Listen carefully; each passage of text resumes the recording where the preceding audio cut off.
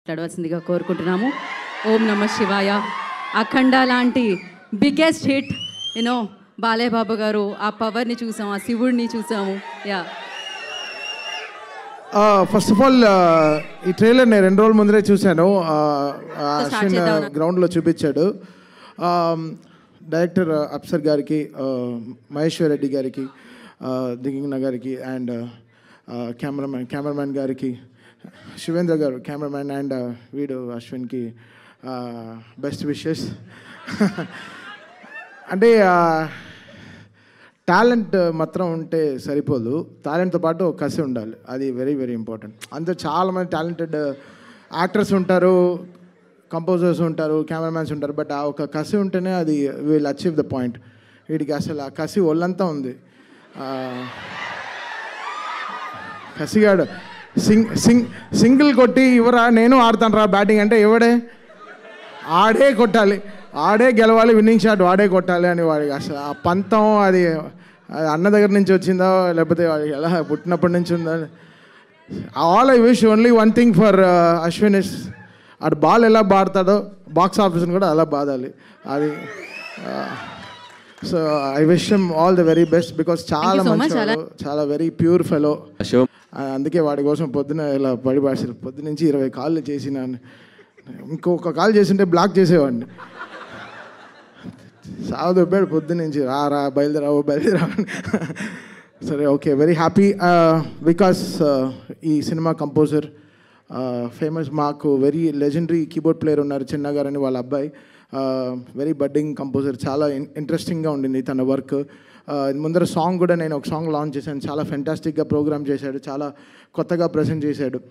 శివుడు అంటే అది ఒక ఫీలింగ్ అండి, అది ఆటోమేటిక్గా వచ్చేస్తుంది, మనం ఏం చేయలేదు, ఆ శివుడు చేపిస్తాడు. So that will work.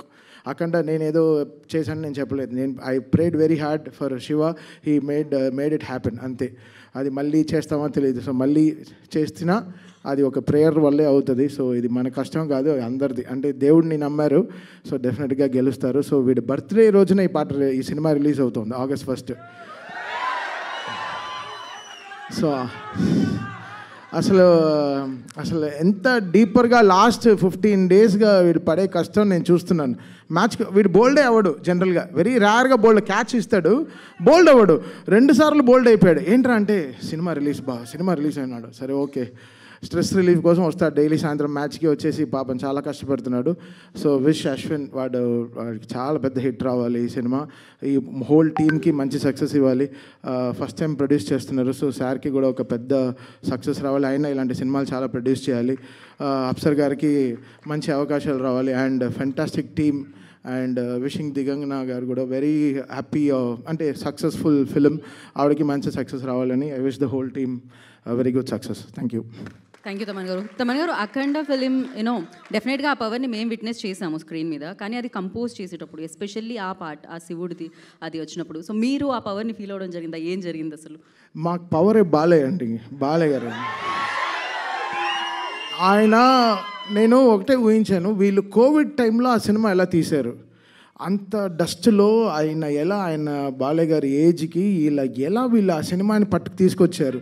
కరెక్ట్గా కోవిడ్ టైం మొత్తం షూట్ చేశారు. నాకు ఆ సినిమా చూస్తే నాకు ఫస్ట్ భయం వచ్చిన తర్వాత ఏడుపు వచ్చింది. సో ఎలా ఒక బాలయ్య గారు ఇలాంటి కష్టమైన సినిమాని ఎలా ఆయన ఒక భుజాన్ని మీద మోసుకొచ్చారు. సో ఆయన కష్టాన్ని గుర్తించాం అంతే. సో అది చాలా కష్టం అండి ఆ సినిమా చేయడం. నిజంగా హ్యాట్స్ ఆఫ్ టు బోయపాటి గారు అండ్ బాలయ్య గారు ఫర్ మేకింగ్ ఇట్. చాలా కష్టం.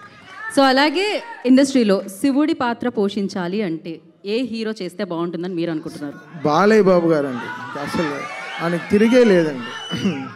అది అంటే ఏ దేవుడి పాత్ర అయినా ఆయన అలా తీసుకొచ్చేస్తారండి. అంటే మనం దీన్ని ముందరేంటి ఆ సినిమా కూడా రాముడి సినిమాలో కూడా చూసాం, శ్రీరామరాజ్యంలో కూడా చూసాం. అది అంటే వాళ్ళ ఫ్యామిలీలోనే ఆ పవర్ ఉందనుకుంటా.